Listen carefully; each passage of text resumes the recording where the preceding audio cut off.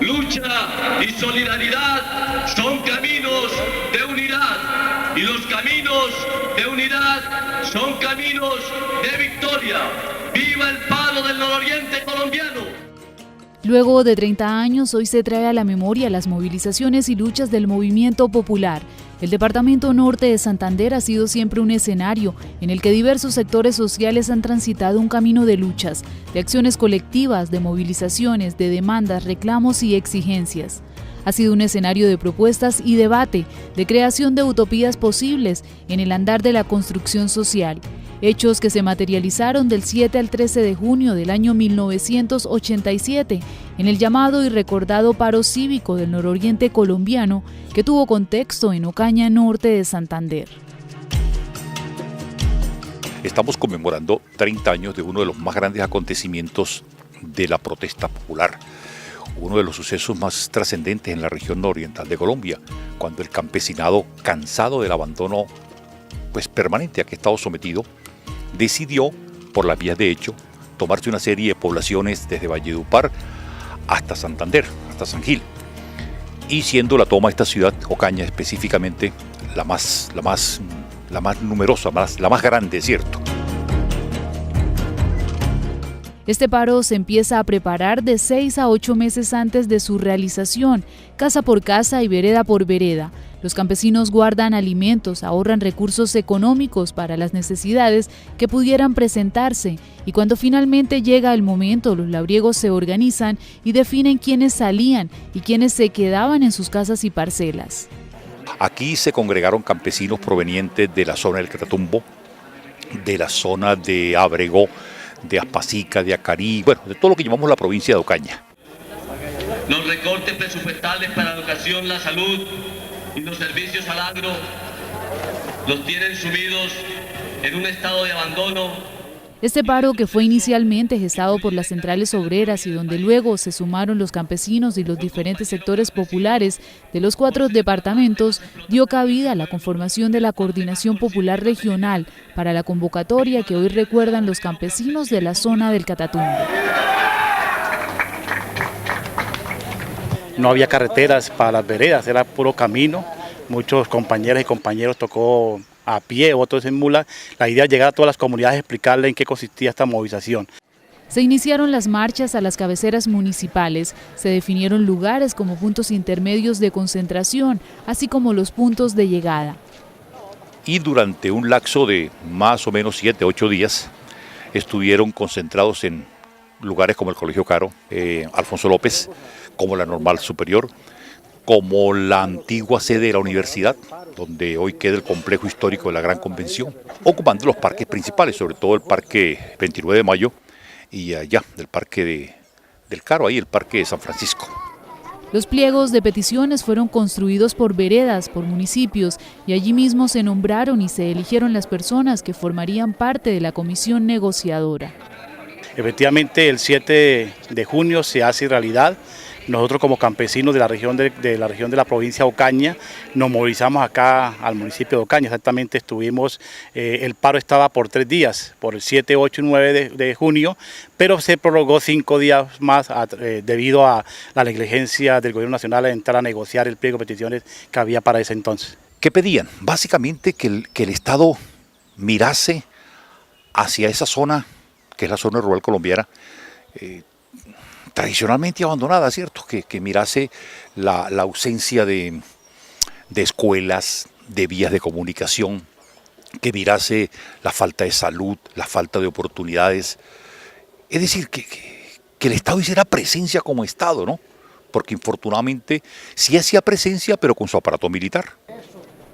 La respuesta frente a las movilizaciones, bloqueos y mitines fue la militarización intensa de las zonas, el hostigamiento por retenes militares instalados en las vías de acceso a los municipios elegidos para realizar las concentraciones en Valledupar, Barranca y Ocaña. Sin embargo, en su momento hubo algunos logros ante el alto grado de participación y articulación de los sectores sociales de toda la región.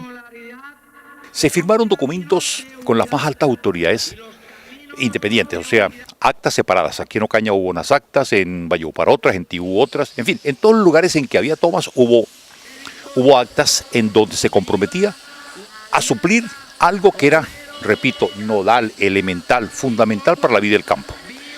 Algunas cosas, como te digo, se cumplieron. Por ejemplo, parte de los recursos que permitieron que el hospital nuestro, el hospital Emiro Quintero Cañizares, mejorase en su infraestructura es consecuencia de esos acuerdos, ¿cierto?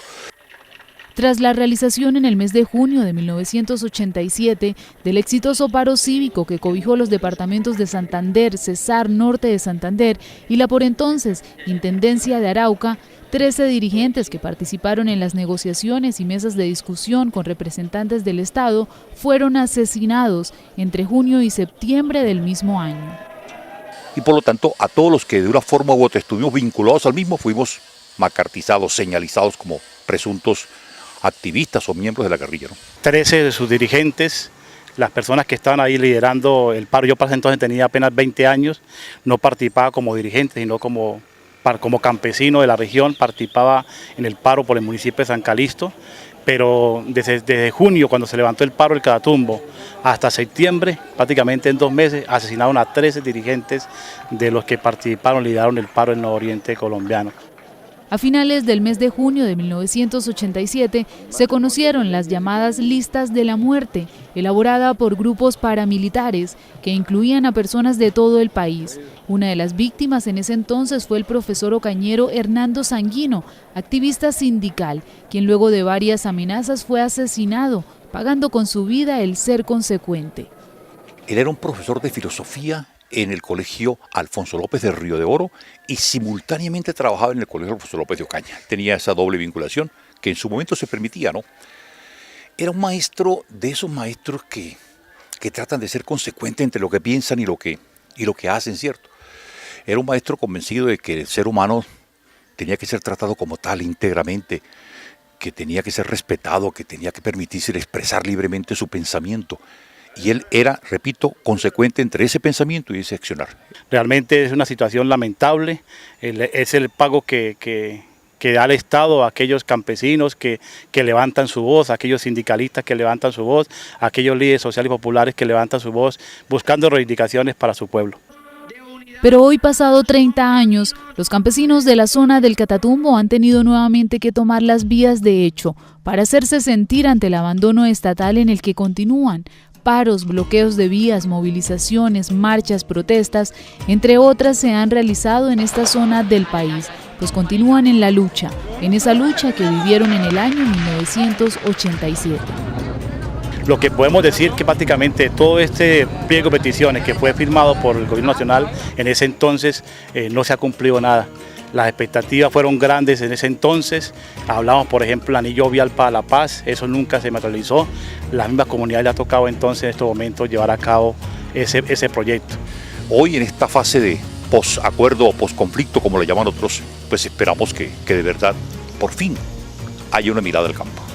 Y esta tragedia que se vivió hace 30 años, que significó la muerte de muchos campesinos, la pérdida lamentable de un gran activista sindical como Fernando Sanguino, la salida de muchas personas de su terruño precisamente huyéndole a esa persecución tan espantosa que se dio, porque para los organismos estatales este paro fue un paro guerrillero. Era un paro básicamente reivindicativo de carácter campesino, pero para ellos era un paro guerrillero. Hoy en día, en un tono fuerte, se indica que la lucha continúa. Los campesinos siguen fuertes y sólidos a la hora de defender sus derechos y deberes. Y seguimos en la lucha. Luego han venido nuevas movilizaciones con las mismas propuestas de siempre, en lo que tiene que ver con la presencia del Estado en las comunidades, y sigue incumpliendo el gobierno nacional. Al pueblo pacífico, al pueblo que no protesta, que no levanta la cabeza, a ese pueblo que será pisoteado una y otra vez, no hay que abusar de él. En cualquier momento revienta con una virulencia, con una fuerza increíble. Hay que procurar que el Producto Interno Bruto en este país se reparta con más equidad. 7 de junio de 1987, una fecha donde inició el tan recordado paro del nororiente colombiano, hecho trascendental que cobró vidas y que trajo luto y sufrimiento a muchas familias. Hoy, después de 30 años, el informativo TV San Jorge conmemora esta fecha en honor a líderes sociales, sindicalistas y a los campesinos que han luchado y siguen luchando para vivir dignamente.